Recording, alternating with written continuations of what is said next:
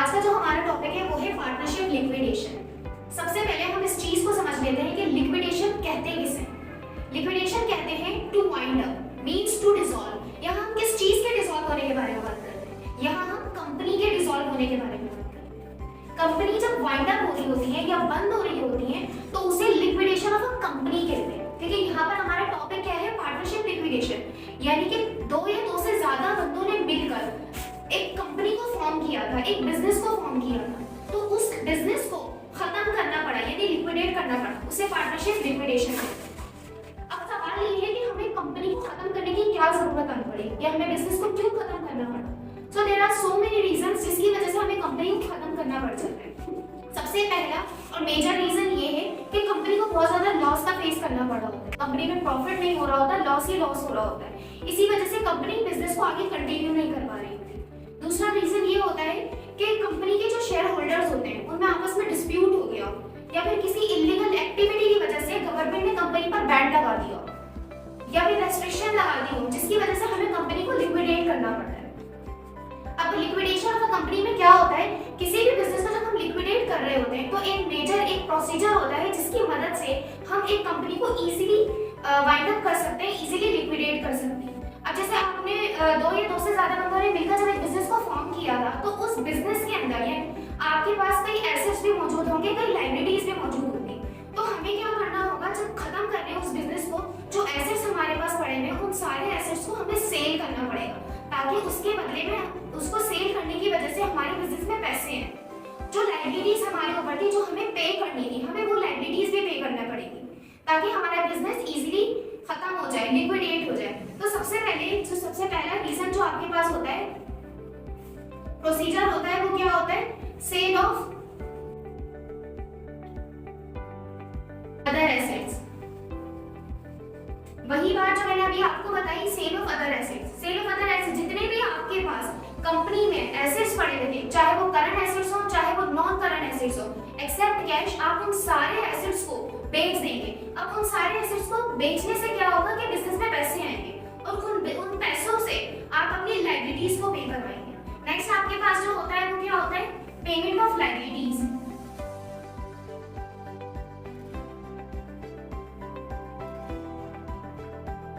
Payment of liabilities. अब जितनी भी आपके पास बिजनेस में जितनी भी लायबिलिटीज मौजूद थी, चाहे वो अकाउंट्स पेबल हो, नोट्स पेबल हो, लॉन्ग टर्म लायबिलिटी हो, आपको सारी लायबिलिटीज को पे करना पड़ेगा।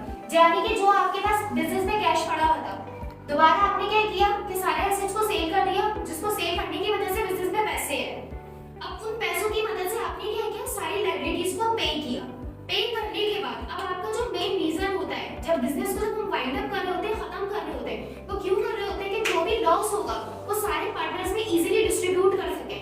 तो यहाँ पर एसेट्स को बेचते वक्त और लायबिलिटीज को पे करते वक्त आपको कोई ना कोई प्रॉफिट या कोई ना कोई लॉस जरूर होगा।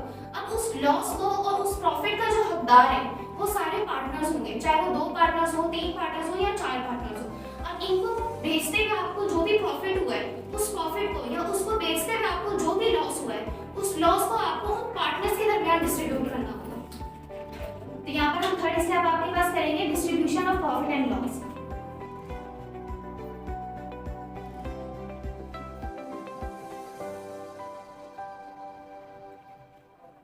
डिस्ट्रीब्यूशन ऑफ गेन और लॉस, यानी कि सारे एसेट्स को जब बेचा था हमें कोई ना कोई प्रॉफिट हुआ होगा या कोई ना कोई लॉस जरूर हुआ होगा। अगर प्रॉफिट होगा तो हम उसको क्रेडिट साइड पर रिकॉर्ड करेंगे और अगर लॉस होगा तो उसको हम डेबिट साइड पर रिकॉर्ड करेंगे। सारे गेन और लॉस को डिस्ट्रीब्यूट करने के बाद आपके पास जो चौथा प्रोसीजर होता है, वो प्रोसीजर को आप कहते हैं कैपिटल डेफिशिएंसी, यानी चौथा स्टेप जो आपके पास बिजनेस में होता है।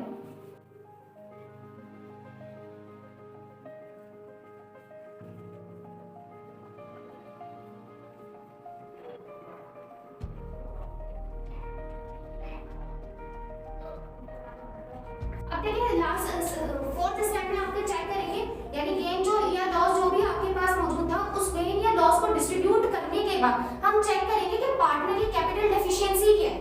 अब कैपिटल डेफिशिएंसी क्या है?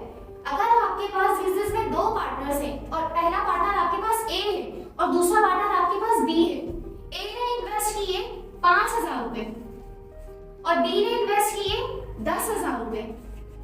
अगर किसी भी पार्टनर का कैपिटल लॉस बेयर करते वक्त नेगेटिव में चला जाए वो आपके पास क्या कहलाता है, कैपिटल डेफिशिएंसी ऑफ पार्टनर। जैसे कि अगर बिजनेस को एसेट्स को बेचते वक्त आपको लॉस हुआ हो, उस लॉस को जब आप पार्टनर्स में डिस्ट्रीब्यूट करेंगे, अगर फॉर एग्जांपल ए के पास जो लॉस आया वो 7,000 का आया, ठीक है, अब उसकी इन्वेस्टमेंट कितनी थी 5,000 और उसको लॉस कितना हुआ 7,000 का, तो उसका कैपिटल नेगेटिव से कितना में गया है, उसका कैपिटल नेगेटिव से जो गया है वो गया है 2,000 रुपए। जाहिर है उसका जो लॉस हुआ वो 7,000 का था, 5,000 उसने पे कर दिए होंगे, तो नेगेटिव में उसके पास जो चला गया वो कितने से गया है, 2,000 से गया है। और बी को जो लॉस हुआ है वो आपके पास हुआ है 9,000 का, उसका कैपिटल अभी भी पॉजिटिव में मौजूद है, कितने से पॉजिटिव में मौजूद है, 1,000 से पॉजिटिव में मौजूद है। तो कैपिटल डेफिशिएंसी कहते हैं किसी भी पार्टनर का कैपिटल लॉस बियर करते वक्त नेगेटिव में चला जाए, डेबिट में चला जाए, उसे कैपिटल डेफिशिएंसी कहते हैं। उसके बाद हम चेक करेंगे कि पार्टनर सॉल्वेंट है या इनसॉल्वेंट है। जैसे कि सॉल्वेंट और इनसॉल्वेंट, आप सॉल्वेंट किसे कहते हैं, सॉल्वेंट पार्टनर्स आपके पास वो पार्टनर्स होते हैं जो लॉस जब आपके पास डिस्ट्रीब्यूट हो जाता है, जैसे कि ए पार्टनर है उसको लॉस हुआ 2,000 रुपए का, उस लॉस को अगर वो घर से पैसे लाकर इन्वेस्ट कर सकता है, खत्म कर सकता है, यानी कि उसका कैपिटल जो नेगेटिव में चला गया है उसको वापस पॉजिटिव में लाने के लिए, इस 2,000 को खत्म करने के लिए वो घर से पैसे ला सकता है, तो वो सॉल्वेंट पार्टनर है।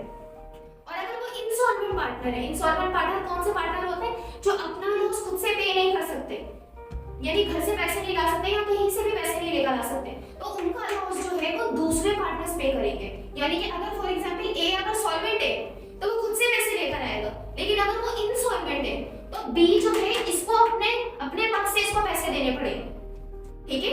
तो ये आपके पास सॉल्वेंट और इनसॉल्वेंट होता है। लास्ट आपके पास जो स्टेप होता है वो होता है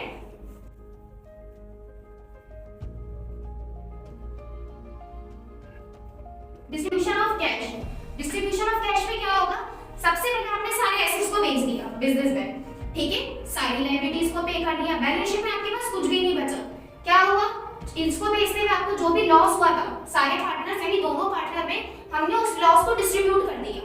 फोर्थ स्टेप आपके पास क्या था, कैपिटल डेफिशिएंसी चेक करी कि वो पार्टनर सॉल्वेंट है या इनसॉल्वेंट है, ठीक है। अगर किसी पार्टनर का कैपिटल नेगेटिव में चला जाए तो देन हम देखेंगे कि सॉल्वेंट है या इनसॉल्वेंट। अगर वो कैपिटल डेफिशिएंसी मतलब अगर किसी का नेगेटिव में नहीं गया है, यानी कि उसकी इन्वेस्टमेंट अगर 5,000 है, उसको लॉस आपके पास 4,000 का हुआ है, तो उसका कैपिटल अभी भी 1,000 से मौजूद है, यानी लॉस बेयर करने के बाद भी उसका 1,000 से बच रहा है। इसी तरीके से बी पार्टनर अगर 10,000 उसको कैपिटल है, 9,000 का लॉस हुआ है और कैपिटल अभी भी 1,000 से बच रहा है, तो हम लास्ट यानी इसके बाद वाली एंट्री नहीं बनाएंगे। लास्ट में हम देखेंगे बिजनेस में कितना कैश बच रहा है, सारा गेन और प्रॉफिट वगैरह जितना भी था हमने डिस्ट्रीब्यूट कर दिया। लास्ट में हमारे पास जो रिमेनिंग कैश होगा, यहाँ पे distribution of remaining cash,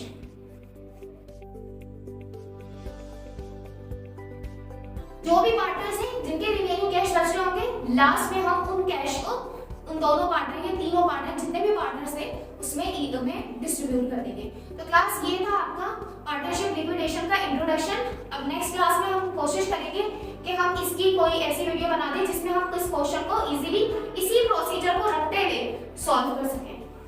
thank you.